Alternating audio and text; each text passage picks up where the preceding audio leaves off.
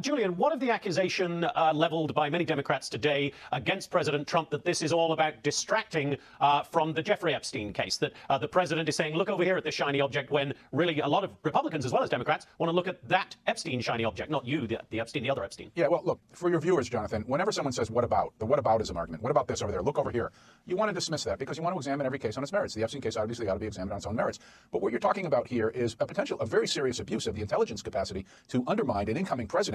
And you know, President Trump's first term was completely exhausted and overtaken by this investigation, which turned out to have very, very little merit. So this is a very, very serious issue. I don't have completely clean hands. In 2017, I was on television a lot saying the Russian meddling should be investigated. I was sort of fooled by a lot of what was coming out of the intelligence community. This was a very serious abuse. The other aspect of this is the abuse of the media. You know, the Columbia Journalism Review used a former New York Times reporter to talk about how the media, the legacy media, continue to ignore exculpatory evidence. So this is a major threat.